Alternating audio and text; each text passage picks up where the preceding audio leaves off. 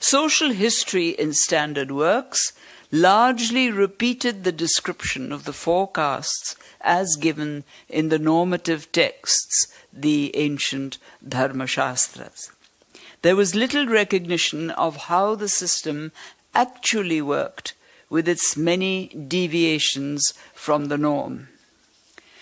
The predominant form of nationalism, described as anti-colonial and secular, was beginning to be imprinted on Indian historical writing from the late 19th century. In opposing some aspects of colonial scholarship, it gave rise to a school of nationalist historians.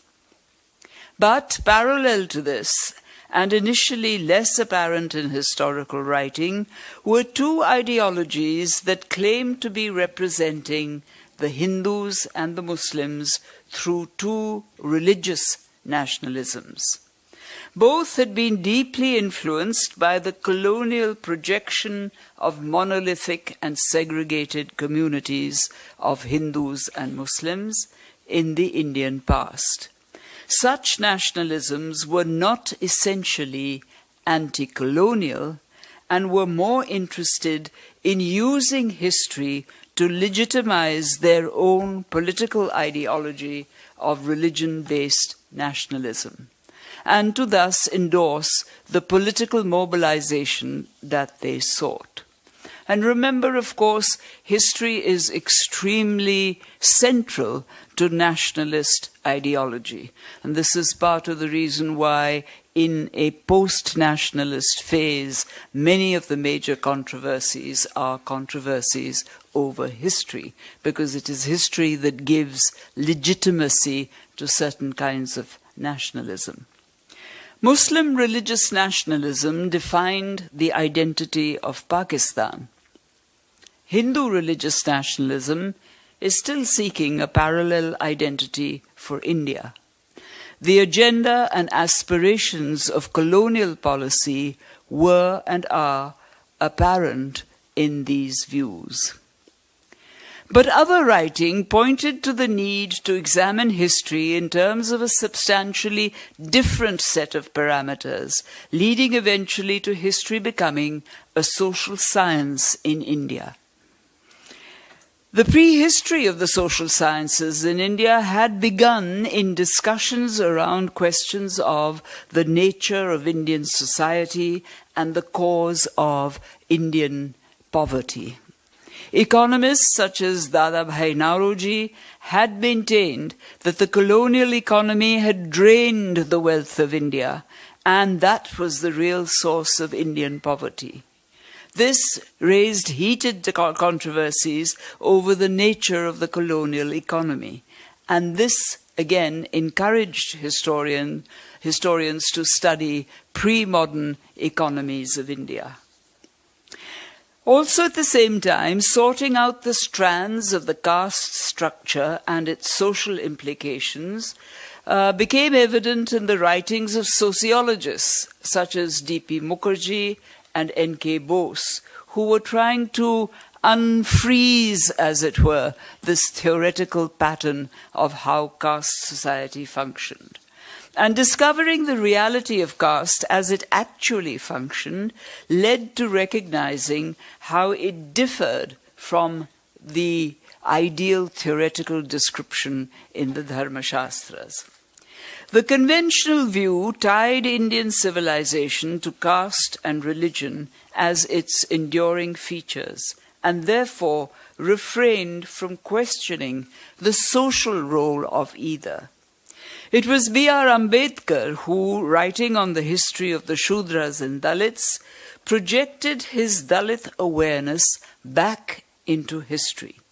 And for him, the social hierarchy of caste was linked to issues of domination and subordination, which became central in his writing. But historians of the ancient period were hesitant to go beyond the normative texts, and the conventional reading of caste tied to religion continued. Among the more influential colonial views of world history was the division of the world into discrete, monolithic civilizations. Each civilization was demarcated territorially and associated with a single language and a single religion. Indian civilization was defined as extending over the subcontinent with Sanskrit as its language and Hinduism as its religion. The lower castes and the forest peoples, the scheduled castes and tribes, were what the British referred to as the lesser breeds without the law. They were looked upon as primitive, and that is a label that still lingers at the popular level. Cultural nationalism, with its popular appeal, was moulded by colonial readings of Indian civilization that were largely accepted by most Indians, as sadly they often continue to be. Few thought it necessary to investigate the complexities and multiple forms taken by pre-colonial culture. The simplistic definitions given by colonial scholarship were maintained. It was a category of nationalism that claimed to be concerned only with culture, but culture was defined largely in religious terms. Culture became the label for various diverse identities and their politics. Cultural nationalism, therefore, stayed close to the contours dictated by colonial interpretations. The claims frequently made today by groups to some particular identities being authentic, indigenous, unchanging, and eternal pose immense problems for historians. Identities, let us remember, are neither timeless and unchanging, nor homogeneous, nor singular, as maintained in the 19th century concept of civilization. In every society, historians have discovered, identities are multiple. A particular identity, be it an identity of religion, language, caste, ethnicity, or whatever, has relevance to particular situations and events. Historians cannot treat one identity as primary for all time, for all situations. Many parts of the world today, right across the globe, resonate with cultural nationalism of the kind I have described. This claims to draw on indigenous history, and it is often said that the new history is untouched by Western and European ideas. But the very process of constructing a history requires an awareness of earlier interpretations of history and the basis on which these were constructed. This is my justification for giving the kind of talk that I am giving. This makes us aware of how the present influences the readings of the past and the awareness required by historians to recognize this influence. The understanding of how nationalisms of various kinds are constructed has to include a critical inquiry into pre-modern history. The questioning of existing theories about the past began to be more distinctly formulated in the 1950s and the 1960s, at a time when other social sciences were also becoming prominent. This gradually altered the kinds of questions historians asked of their data. The range of sources slowly got widened. It also led to a distancing from colonial views and from those nationalist interpretations that were derived from the colonial, although there was appreciation of this earlier scholarship.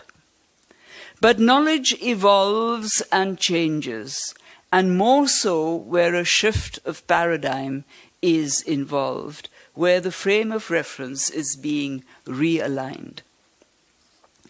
The validity of periodizing history as Hindu, Muslim and British was increasingly doubted.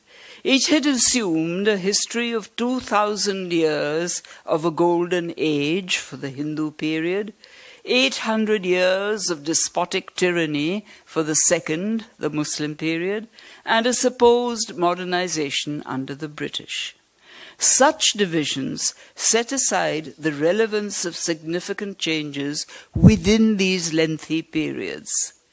That any age stretching over such a long time can be described as consistently glorious or tyrannical, either way, was questioned, and also the characterization of an age merely by the behavior of rulers or by their religion. These doubts were encouraged when history became more than just the study of dynasties. There was also the realization that communities and religions are not monolithic, but were and are segmented and fragmented into sects and groups. Each of these sects had varying relationships with the other, and it is these relationships which have to be analyzed. The history of religions, ranging from social practice and ritual to belief and ideology, is complex. It has to be correlated with the history of those who constitute its patrons and its lay followers.